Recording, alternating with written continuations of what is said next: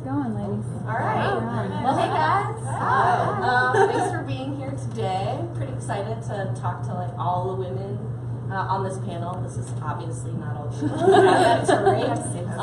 Yeah, that would be really sad, and that's a whole nother discussion. But yeah, so let's today we're just gonna kind of talk about some things, your experiences at Turing.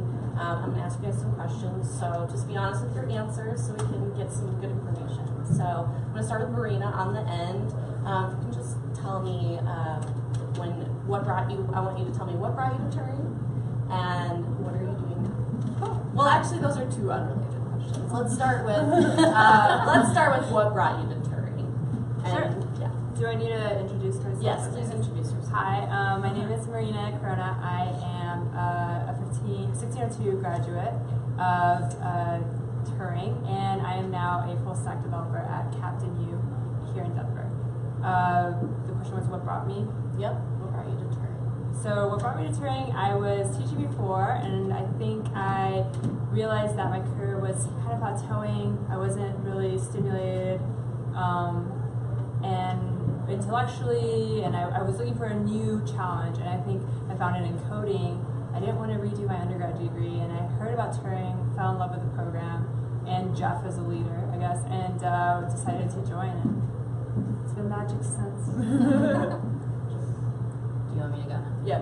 Okay. I'm Rose Khan. I started in the 1507, or I was in the 1507 cohort, which means I graduated almost a year ago in January, end of January, and then since mid-February I've been working at WellTalk, which is a healthcare platform company in Denver, as a full-stack developer. So why I came to Turing. I had a pet care company before coming to Turing, and I was ready to move. I'm from DC, and I was ready to move out of DC, but I didn't really know what to do, and I worked for a startup a long time ago, but I didn't really have the tech skills to become a developer or really pursue it. So I started trying coding from Code Academy and Code School, that stuff, and I really liked it. So everything about Jeff and actually watching another female panel before convinced me to come to Turing. I'm Brenna. I graduated with the 1510 cohort, which was last April, I believe. And I am currently working as an instructor for the front-end program. I went through the back-end program, and prior to Turing, I was a flight attendant for a while. And I kind of started wanting a shift in careers and wanted something that was a little bit more mentally like stimulating and something that I could actually like create things with and build some cool stuff. And the research out there is kind of overwhelming, but what got me to Turing was actually talking to a graduate, a female graduate, and she had mentioned like what a strong female community Turing provided. And so spending time actually in the basement before Turing and just kind of meeting some of the people here was a really significant like pull to the community at Turing in general, and also just like learning something really new and exciting and challenging with a good group of people. I'm Tony Rib, and I was also in 1510, so I graduated last April.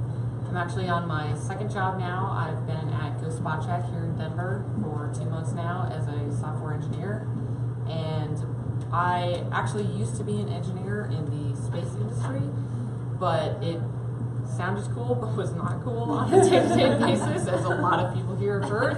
And I just really disliked my current career, and I had kind of learned some coding, non-web development, and taught myself a lot while I was at my jobs, and at some point I kind of realized that was the one thing that I actually liked about my job, was when I got to like program a solution that would help myself be able to do my work better. So a friend like told me about Turing and talked me into it, and I have not looked back since, and I'm much happier with my career now. I'm Susie Irwin. I am a current Mod 4 student in the back-end program, graduating January 13th.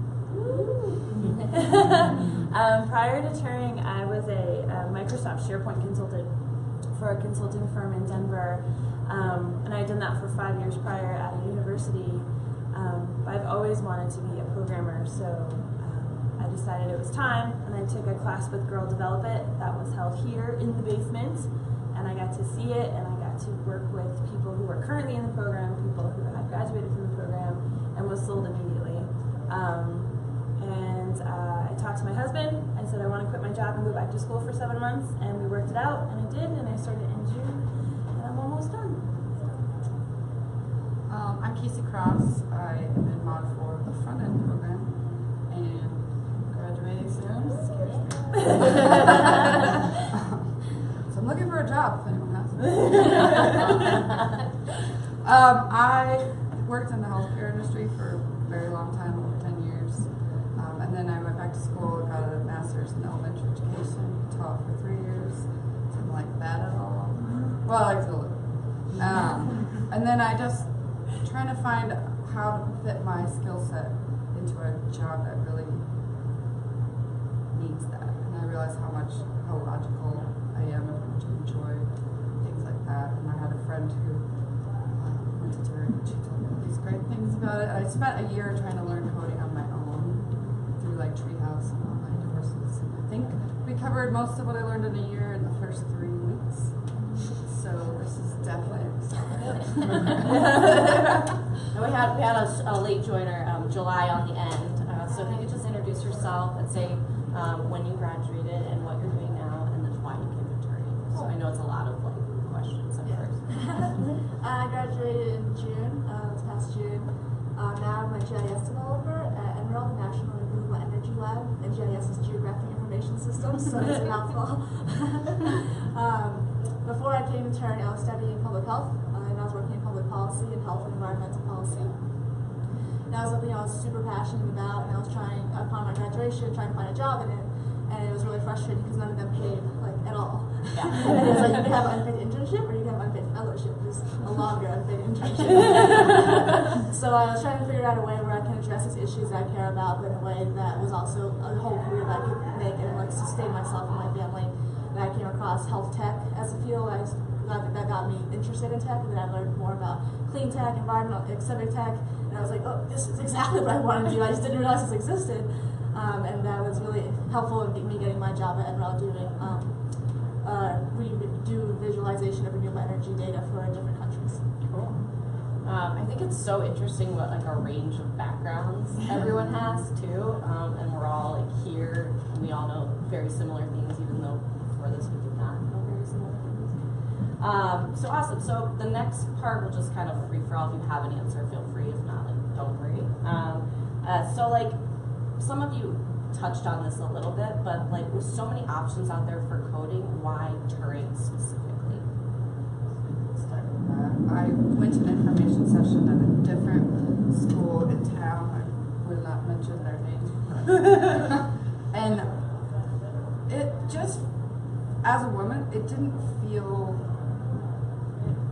that comfortable. And I like that Turing is a nonprofit, and their mission statement is about increasing diversity in tech, whether that be with more women, more minorities, making tech more inclusive and welcoming environment for the non-traditional looking programming.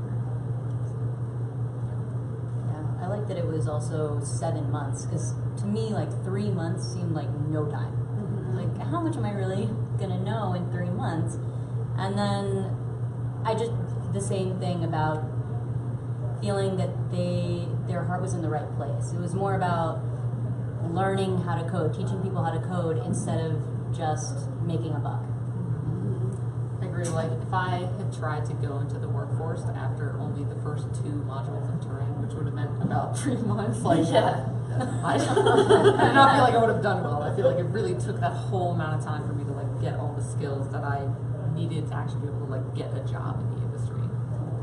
On those same lines, like, so the first criteria for me was like 7 months for sure, because 3 months seemed like not enough time, and 4 years felt like too long for like a CS degree. But also, like, there's so much research and reviews and information on the internet for all the programs that are available. But like, when you actually speak to the people at the programs, it was Turing where I was like, okay, these people are really fucking cool, and like, I want to spend time with them on a daily basis, not just like the program's good or the curriculum sounds nice, because like the languages you learn, as much as they're important, like it's more about who you're going to be with, like all day, every day. And Turing just was like a whole different story. I love your comment, Cassie. Casey. sorry. I love your comment, Casey, about how you said it. I studied it for a year, and then we went through that in 3 weeks because I was taking community college classes in the evenings, and it was like intro to programming Java, and I was like the top student in the class. And I remember we went through. It was like middle of the semester, and we were like hitting a raise for the first time. And then we got here, and it was like a raise day 2. And I went from like top to just like I don't know anything.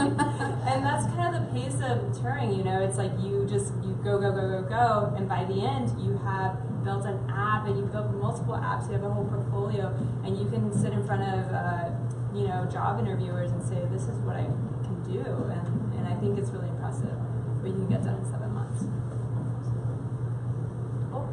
Awesome. So, in talking a little bit more about like considering the program and Turing, what were some other factors that you guys had to consider for this? I know some people are parents and people have other responsibilities. So, what were some of those things? I see Susie shaking her head.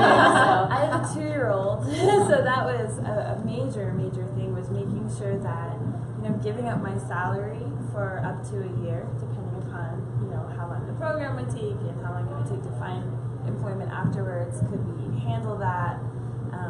Making sure that I was still involved with my son's life. I was going to miss 7 months of some of those hours in a day that I spend with him. So just making sure that my family was on board with it was huge. We don't have family local, so it's me and my husband and my son and his babysitter. So did we have the supports in place to do that? And it was tough. I mean, we've got dads in the program too. The responsibilities are different. Like, I hate to be that girl, but they are. Dads and moms are different. And so just making sure that I was still going to be able to be involved with him and be home to put him to bed every night is a big deal for me, and have dinner with him every night. And so that was a big thing.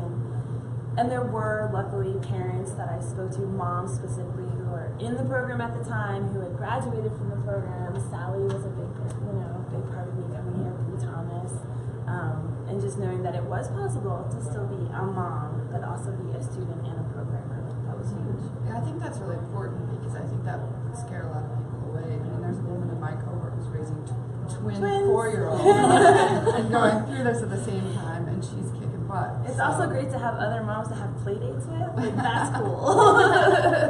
We make time for that. Yeah. What about like dog moms and stuff too? Oh, yeah. I think that is super important. They're I so don't similar, even know what that responsibility looks like, right? But it's true. Yeah. But it's very interesting. Like I also am curious. Besides kids, like what are some other things that you were? All right, so I'm married without kids. That was definitely a big thing of like, I sort of like the breadwinner in our family, and it was like, hey, I need to quit my job for up to possibly at least 7 months, maybe up to a year, and like we had to figure that out financially. And I know we have different pre-work now, but when I was coming into Turing, we had pre-work. There's some other kind of like online school who had us watch this video where the one thing that stuck with me was how they talked about like sacrifices, and they said like, if you're really committed to this, you have to sacrifice something. Like, there are going to be at least 2 or 3 things in your life that you have to sacrifice, and that was like a big thing for me. And then I think I showed up at Turing a few days later, and Jeff gave a speech about how like people break up while they're at Turing. Yeah. Like, you will. And I was sitting there as the very first one being like, shit, I hope not this. Because it's true. Like, you have to, you're going to come home a lot of days really late in the evening. It's just like tired and stressed out and just like unable to kind of like give in the same way in a relationship that you used to be able to give. And so like, it's something that if you are like in a relationship or have kids, that like you need to talk about a lot beforehand, and like kind of keep going through as it happens, because like it's not easy, and there will be a lot of times when you come home and you're just like, I can't do anything right now. Like, I just want to go to bed and not talk. It's definitely a group effort. My husband was here last night for demo, and we were talking to teachers and friends, and I mean, I could not do this without him. You could not do this without your partner. I mean, I couldn't imagine doing this alone, being where I am now. To provide the other side. Yeah, of it. please. I got some thoughts over here. For me, I'm just saying, like, Yeah. I could not do this. Like, I need Of that course, help and that yeah. support. it's a group effort in my house. I think it's more of like, you could definitely do it alone, but if you have someone else, it is going to affect them. It's not going to be like a Absolutely. decision you take on and then you just like do, and it has no effect on their life whatsoever. They'll never notice. It's not like it's not like a switching jobs thing. It's like a switching your entire lifestyle together. Yeah. So like if there is someone else, that's a thing you have to like take into consideration. Yeah. And I'm a single woman and I have no roommates, and so the financial challenge is really intimidating because it's all or nothing for me. There's no other income. It's putting my entire life on hold. Granted, there's no one waiting for me at home, but what I find is that your cohort becomes your family and your cohort becomes your support system. And so I never felt alone in this program because there's always like 20 other people at least. We all hang out. I think like a lot of that, like, and it is really hard. And when you are home, sometimes you're not home because you're working on your projects. You're physically in the same space as the people that you spend time with, but you're not available to like engage like you used to. But that being said, like the whole point of Turing, and I think a 7-month boot camp is to like get as much accomplished as you can in a very short amount of time. You know, like if you wanted a casual program, there are lots of shorter or longer programs that offer less intense coursework, like a 4-year CS degree. Not that that's easy, but it gives you a little bit more flexibility about your evenings. But I think if you're ready for the commitment of like 7 months just to get your stuff done and then like get a great job afterwards, like having that conversation, like understanding the motivation that's making you do that is like, it's a really awesome thing too. Yeah. It's scary, but it's doable and it's great. I want to expand on finances a little more. 'Cause Yeah, that's a I'd love huge that. factor for me. Just finishing grad school and like not searching for a job for 6 months where no one would pay me at all. I was very hesitant to like take out more student loans because I definitely didn't have money just to pay for it up front. And when I decided to like make the plunge, I used my last $1,000 that came from a student loan payout to like pay my Turing deposit on the first day. I was like, oh, this works out. And it's been hands down the best purchase I've ever made. I graduated in June. I had a job before I graduated, and I paid off 2 student loans. I'm almost done paying for Turing, and I've only been graduating since June. Wow. That's amazing. And it's so crazy to not only like have money to survive, also I have money to like donate to things now, and I have like money to this and that. I feel also more effective like as a citizen of society, like having that kind of power. I just got the chill. I know. So like I definitely like it's scary to take out a lot of money, and but I think it's like the best purchase I've made. And going to grad school cost me like 5 times as much, and didn't get a big job. So. Yeah, I find it hard. I rarely come across someone who's not like, this was the most life-changing experience I've had, right? Like it's very rarely you come across someone that's like, it kind of impacted my life. Like, most people are like, this was a complete life shift for me. And I think that's like a really important part of this mentality too that you feel like when you have. So, in talking a little bit about the decisions that you guys made and then now coming into the program, how much time do you or did you typically spend on coursework during the time that you were here? A lot. Yes. I remember I would wake up at 5:30 in the morning and work out because it was like my way to stay sane. And then we had to roll in by 9. So yeah, I had time. I walked here because parking here is hard. And then I got here like at 8:30, settled down, and then started at 9. We worked till 4, but usually what happens is, depending on your schedules, you have work time, and then during the day, and then usually I remember staying here till like 9, depending on projects, 9 till midnight, and a few times doing all-nighters. But consistently it was a 12-hour day. I don't know if that's fair to say. And then and weekends, and I think I would take maybe one day where I had like a sort of break. A lot of time. So it's safe to say that this is a big commitment. Yes. Yeah. Okay. I think like on average, most of the time, like no earlier than 7 or 8 p.m. on a weekday. Like, But that could also mean like working from home. Yeah, but yes. still Yeah, stuff. but It's still- not necessarily in the building for Yeah. hours a day. And I know that parents, like, we have a couple of groups online that we we all talk about this. Like, I'm up at 5. I'm out of my house by 5:30. I'm on the bus. I'm here by 6:30. I work from 6:30 to 9. I go from class to 9 to 4. I work with my group if I have one for maybe an hour after school, but I am home between 6 and 8 Monday through Friday to be with my family, and then I can work again at night if I need to. And then weekends, same thing. I try to give myself maybe a half a day off if it's a crazy project, a full day off if it's a not so crazy project. But usually at least, you know, one day. And because of the, you know, having a family, house is not always quiet. So I end up coming here, or I go to the library, or I find somewhere outside, because otherwise you have somebody, mommy, like there's no working at it. Sure. So. And it depends on the module. Like, if it was all every day for the whole 7 months, you would not survive. Yes. But like, there are some times where you start out in the beginning with maybe a little bit of work, maybe one day a weekend, and then by the end of the module, then you have your group projects and you're here more often because you are a team. And then it just depends on what you're doing. It does fluctuate. Yeah, absolutely. But a lot of time. But for You remember 7 you months. have a life But- after. 7 months. You do have those intermission weeks where you get to take a breath. True.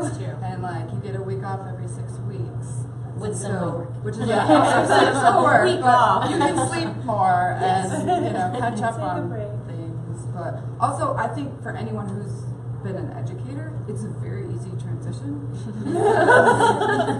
I worked all the time anyway. I worked weekends, I worked nights, I took That's homework true. home with me. I worked 12-hour days every day, so it was just like, it just feels normal to me. Yeah, Okay, it was a Mike. bigger Fine. shock working like 8 to 5 for 4 years, and then all of a sudden being like, oh, I'm not done when I'm done with class. Like, being done with class in no way means that I'm done for the day. Yeah. In fact, I may still have 5 hours of work left to do. So like, I think if you're coming from a regular, like, you know, 40-hour week, it's a little harder to transition. Shock to the system. Sure. General consensus for those of you who are in like the field now, is life sweeter after Turing? Infinitely. Yes. Like, there's no thought moment. Yes, it was like, yes, immediate. Good to hear. So we're going to wrap up a little bit, but I did want to just get any like last suggestions for any applicants for who are thinking about going into coding and maybe what might help them make the transition or this change. Marina? I think in a lot of career fields, we find ourselves comparing ourselves and our work to our peers. And I think that's a very dangerous path here at Turing, because you'll find that your classmates come from all different sorts of backgrounds. Some, like Tony, had been teaching themselves or been taking courses on the side. And so you have to just understand that it's really hard. It's going to be probably the hardest thing you've ever done, and you just measure your growth by what you're personally doing and your success through that as well. And it'll turn out well in the end. A lot of the stuff that you hear or read about is really intimidating. I think it was for me, like coming in, like, can I do this? Is this going to be something I'm good at? Like, I don't see a lot of girls in the field. Like, will I feel intimidated in my classes? And what really sold me on this program, but in general, any program, is like, don't be hesitant to like reach out to like alumni or current students or instructors or like any of the programs you're actually looking at, whether it's Turing or something else, because I think that like first-person feedback of like their experiences, like from a similar position that you're coming from, or if you're a mom, be like, hey, can I talk to a mom that's in the program, or hey, like this is my situation, can you put me in touch with someone who has a similar like environment going on? I think it's super helpful just to have like candid conversations like that.